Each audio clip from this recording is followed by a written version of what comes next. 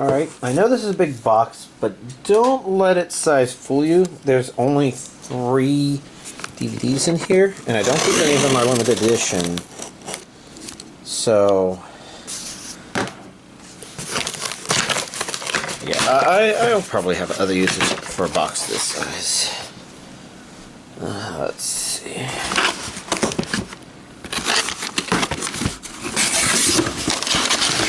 One, two, three.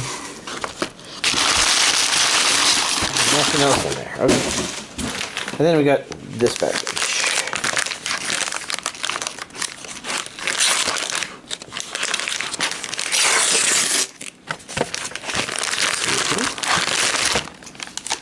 With 2 things in it. So let's turn this upside down and begin with Rick and Morty, the anime, which I think is actually anime. It's worrisome that, you know, somebody would release something that's maybe anime or anime inspired and then not really be anime. But I think it looked like directors and stuff are probably that, and I think the language on here is Japanese, so I'll just open it up and take a closer look at the back. First of all, I don't see anything saying what region it is. Come on, camera, focus. Audio. English and Japanese. English. I guess I'm not reading what that said. But okay, yeah. And I don't know much about this otherwise, but let's now look at the DVD version. This is some really annoyingly tenacious plastic.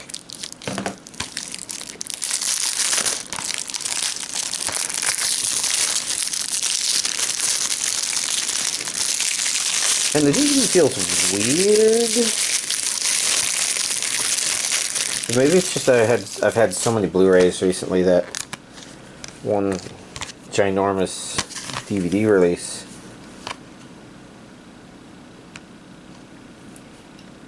That looks like a world symbol on it. Was that not over here?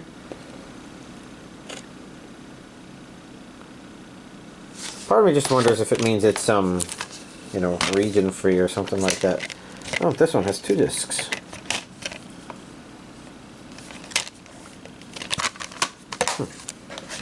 Actually, did I open the first one?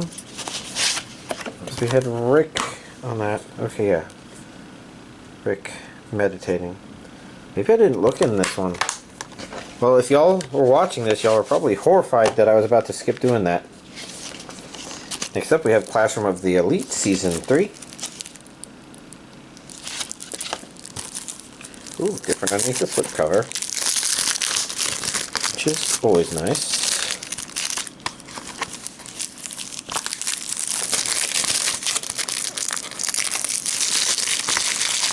Like I said, we got a lot of plastic. Man, this is some really frustrating plastic. Sticking everywhere, and especially to the side there. And now the static electricity is making it stick to me. This one is region A and B. Should be English dub, yeah. Japanese subtitles. The best move is the one they won't notice. Blu-ray 1. Blu-ray 2.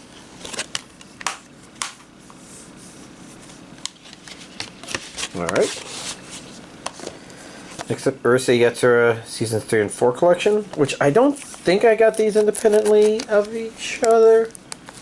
You know, worst case, you know, even though I did check for it, I couldn't immediately see. Actually, I think I know what I didn't check, and I should have checked. No, I think I did check my Amazon history, and I didn't see. Let's see, that's Japanese with English subtitles only, region A only, 23 episodes on 4 discs. This disc is floating around independently.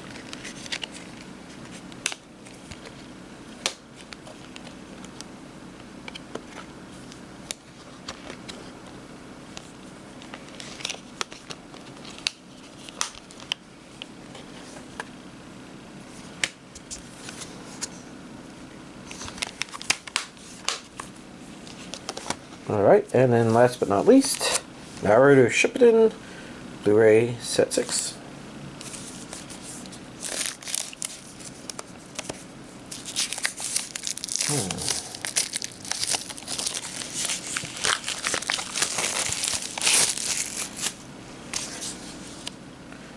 That's a region A, probably, since this is a vis release. Which one of the episodes between English and Japanese audio, English subtitles.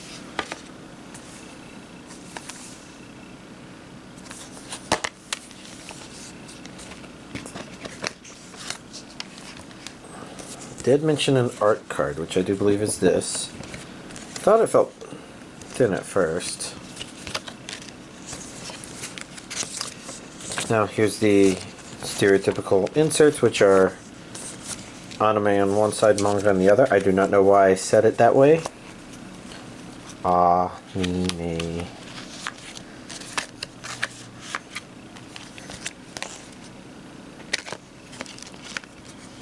A lot of loose discs.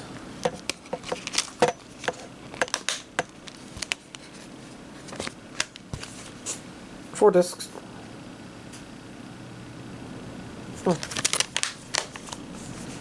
Alrighty then.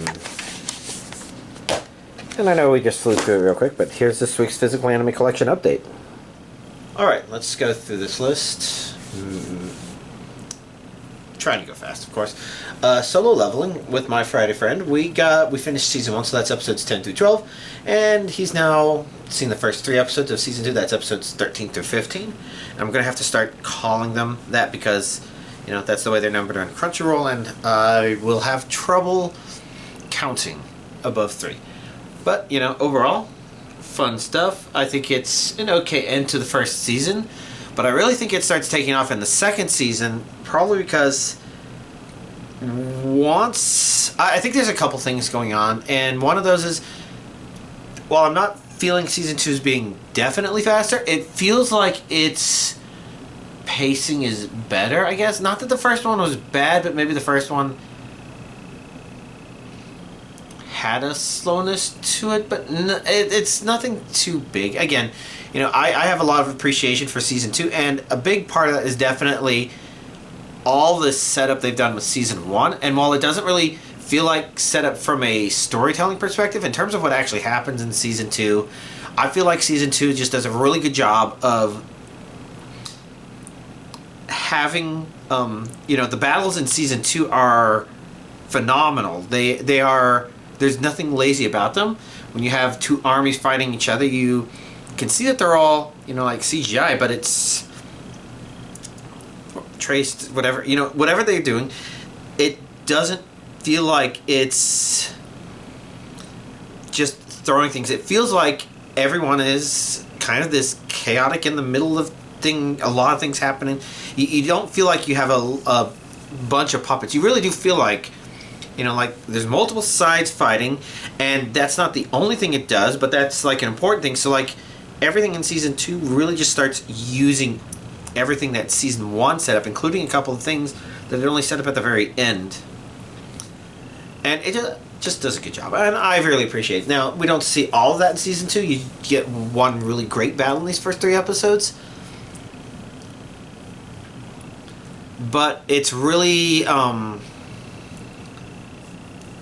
fact that this season 2 gave us so many great battles in it is just, I don't know, good. So I'm looking forward to continuing forward with that with my friend. Me rewatching it, of course, him seeing it for the first time. Hopefully he enjoys it. Might go a little fast. Let's see, beginning after the end, episode 5. Definitely sort of feeling that, I think this is another nation of elves that I wish to be a glass plate on the map. But it's doing some more stuff, and I kind of feel not exactly frustrated, maybe some anticipation, where it's like, I think where the main character's goals are, it feels like he's getting pulled away by the show doing stuff. And it's all okay. It's again a kind of a personal journey, but it does undermine it a little bit. I don't think it undermines it to be as badly rated as I think it is, which makes me wonder if well, I don't know. I can think of other things that are rated better than it that I care less for, but I guess to a certain degree that's preferences, probably. But yeah, and I think beyond the frustration with damn those fucking L's, well, episode 5 went a more okay direction than I would have initially thought, given how much I was frustrated at the very beginning. Don't know what else to say. Too Perfect Saint, episode 5.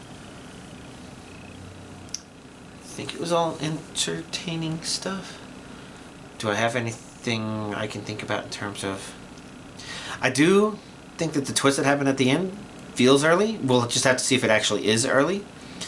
What it means, what it implies. I think the next episode is supposed to be some of that. So I do appreciate the fact that it's not sitting around too much, and it does seem to be moving forward, and doesn't feel like it's moving forward fast. It's just, I guess there are certain things where it's just like I'm used to, okay, that's a thing, that's what this season's going to be about, and so it's going to come to this at the end of the season, and maybe it's still the case. It's really hard to tell with the pacing, but there's another thing that's like, okay, well, that's triggering things a little bit faster than I would have thought.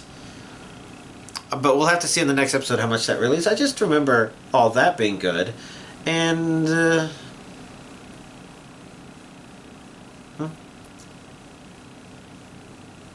yeah, I'm just thinking of all the things that happened in the episode that I can remember, and it's quite nice. I definitely look forward to putting it on when it comes up.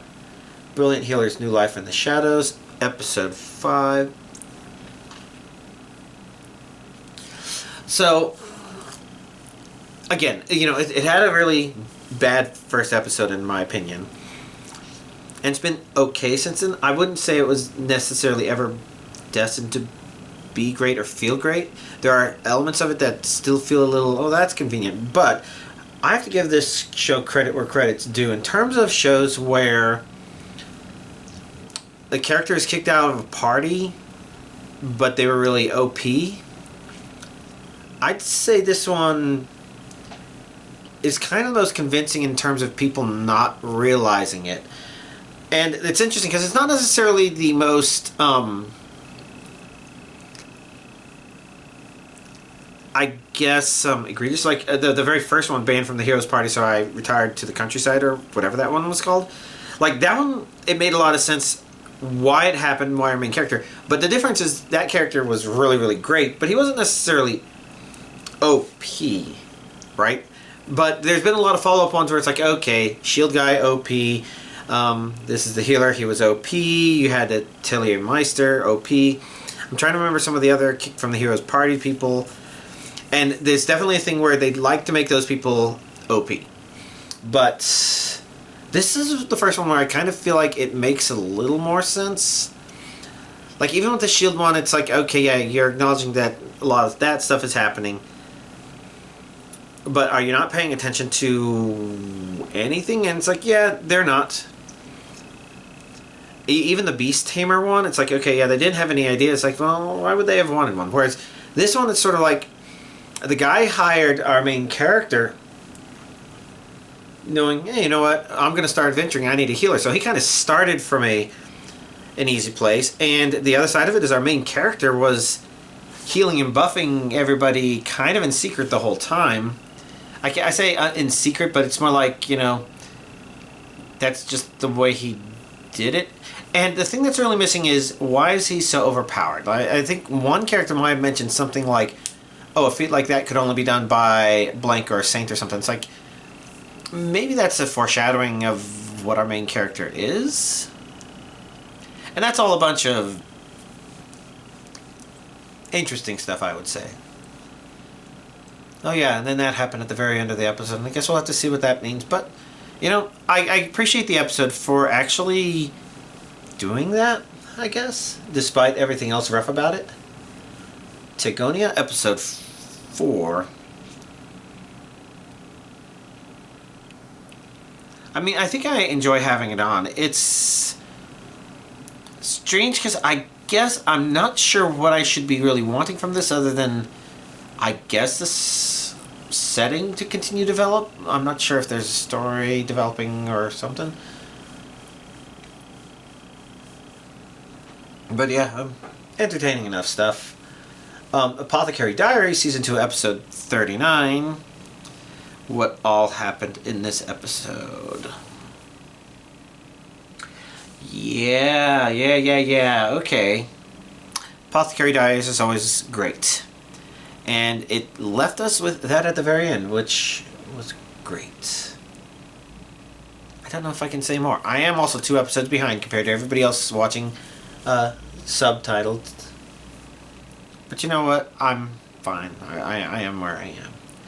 Old Country Bumpkin, the Master Swordsman, Episode 5.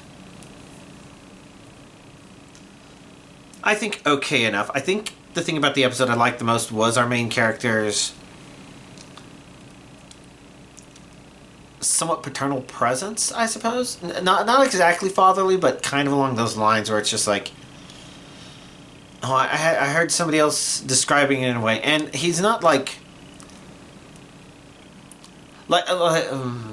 yeah, I don't know. I want to make that comparison because I think that's an interesting discussion to have, but that spoils something else if I talk about that. So I'm not going to talk about that, even though probably a lot of the people watching my videos aren't going to be spoiled by that. But needless to say, I think that's nice. You know, it's a little bit annoying that the show does like to go this route of, so far the bad guys are just guys, I guess. So like the one girl in their organization was the one being mistreated, and it's like at least in that regard, you know, I think it's because it's slow enough that I have time to think a little bit about that, but at the same time it's really not that bad because while it's doing it, it's like, yeah, fine, whatever. And most of his students that he meets were girls. I did mention how it was nice that he's got a current one who's a guy and a previous one who's a guy, but you know, it's still like awfully convenient that all these really well I'm forgetting the word, the character designs for all these girls is just like, yeah, they all look pretty great.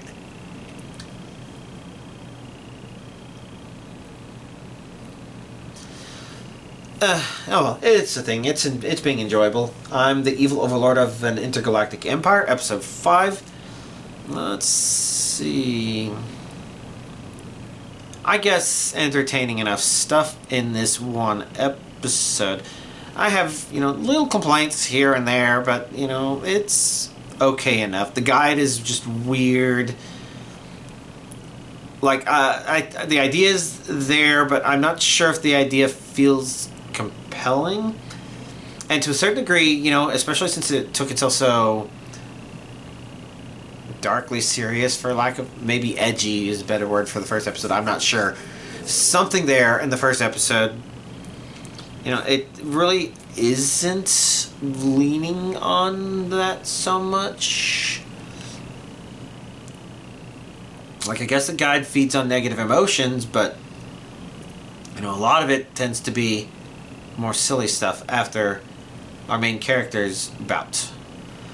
And there's certain things that are happening and we're like, okay, yeah, we've probably guessed on those certain things. Maybe it's doing some setup. I really want to see him cross paths with that one lady, which, you know, it's definitely working in that direction. So I at least appreciate that direction. I just don't know if I've got a feeling for what the end goal definitely is, but somewhere in there, it's just snuck some interesting stuff where it's like, okay, yeah, and his kingdom is doing overall much better. And it's kind of nice, but maybe just kind of nice. I don't know. Strange show. Underwear at Telemeister, episode 6. Entertaining, usual stuff, I think. I don't know that the show's really giving us anything too new. It's just continuing to kind of have fun with what it's been doing. So I think if you've been enjoying it up to this point, you probably will. If you're hoping for direction, I think it's still not giving one. If you're hoping for it to make a little sense, I think it's still not making sense. The idea that, oh yes, everybody from his village just did that all the time, and that made sense in that one where the kid was from the last town Booney. But this one, it's like, it doesn't feel like it makes sense. But I've said that probably every time I've talked about the show, so make of that what you will. Gorilla God's Go-To Girl, episode 5. I like this one. I like how it played with its premise strongly. So like it didn't do as much shoujo stuff in it as it normally would, but it had nice main character reflecting on things, doing that thing where we kind of know what's up. We don't maybe know the details, but we know what's going up with that squirrel a little bit at least, and we're just waiting for the exact details. But overall, she used her gorilla powers in a more gorilla kind of way. But it's obviously something that doesn't drive the story as much as you would think it might. But it's still doing a good job of just juggling both those things and being entertaining. I think just the shoujo aspect as well as the gorilla god aspect. Shirohio, Neglected Noble, episode 4. I think it was pretty entertaining. So the thing that's worrisome about the premise of the show and the title of the episodes is you keep thinking, is this a show or is this an episode? Probably both, depending on what you read. Where, okay, yeah, it's just animating this kind of entertaining thing. It's like, okay, yeah, is this time he's going to make a stuffed doll for his younger brother? And I think that could probably be heartwarming in its own way, but I think the show as a whole is doing better than you might think, because usually when it's dealing with something like that, it's also dealing with, I guess, bringing these ideas forth in a way that would affect the world at large. So like it doesn't have have this feeling of, oh, it's just watching these two characters interact with each other. It's bigger than that, which I think works out pretty good. And so overall, I think it's continuing to be pretty good at episode by episode. And then last on this list, Sword of the Demon Hunter, episode 6. It's interesting because there were certain elements of this episode that I had pondered, but I put on hold because I'm like, that's I guess a weird thought. Let's just keep going on. And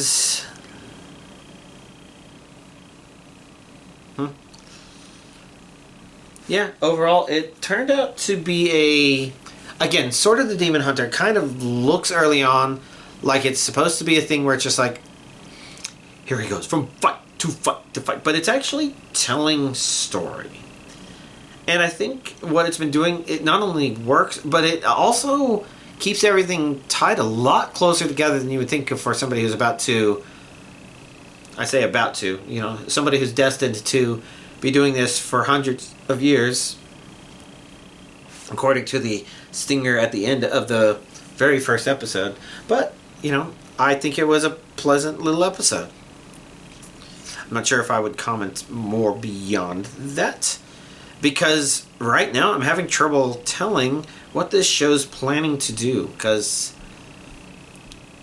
it's been a very pleasant watch. And it also doesn't feel like it's a show that's like, okay, we have to have a twist every episode, and it doesn't feel like, oh, we have to have a twist everything. There's been a couple things in there that are straightforward, but instead it's more like it really is building something. I'm not sure if it's world building, character building, village building, por qué no los tres. But overall, enjoying it. So, do I have anything else to really talk about? Not sure. I need to find out when that next Dead by Daylight chapter is coming out, because in my exhaustion I haven't looked at it. In fact, right now I'm very sore all over because my project over the weekend involved taking apart my old VGA KVM and replacing it with an HDMI KVM.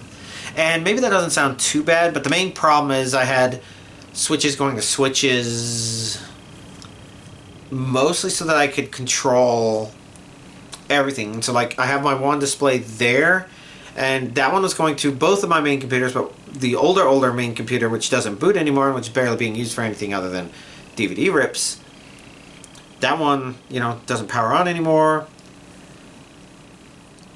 And maybe that all seems nothing, but it basically means that the USB keyboard and mouse there, we're actually going through this KVM and then another KVM that was eventually just for the USB only later, and then over there. And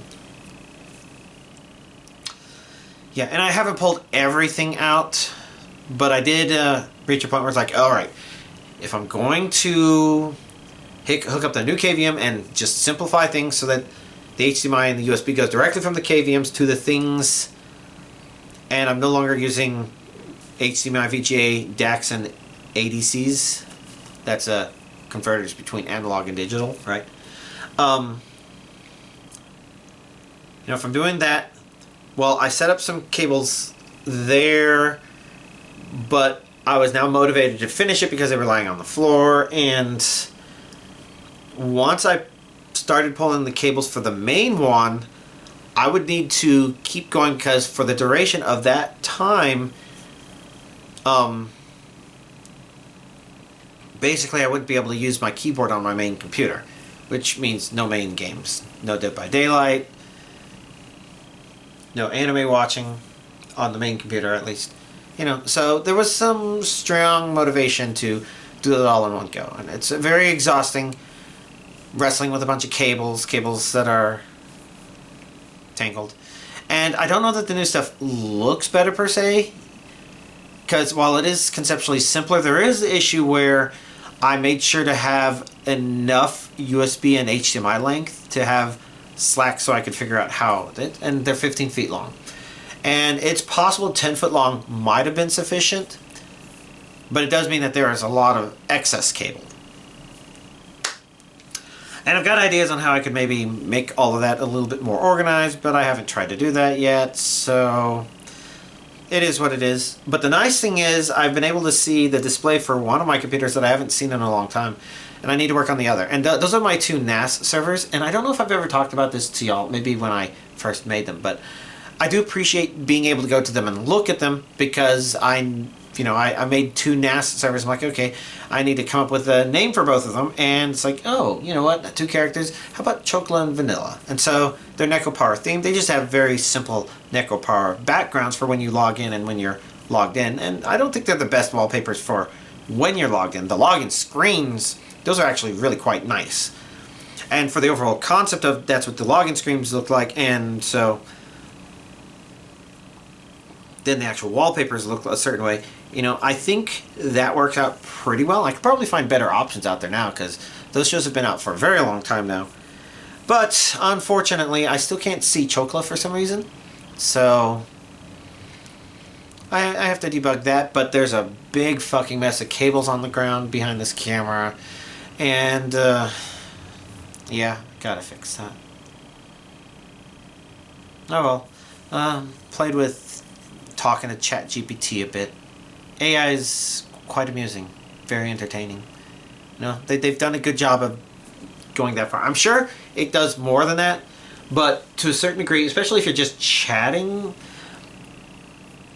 I think there's a degree of caution here. Like they even say, beware of it telling facts. It might make stuff up. It might not always be correct. And I'm like, yeah, and I'm going to go one step further. So first of all, if it says any ideas I'm talking about are interesting, I would just assume that that's it programmed to be polite. And it caters that to what you're doing, and so it seems somewhat genuine.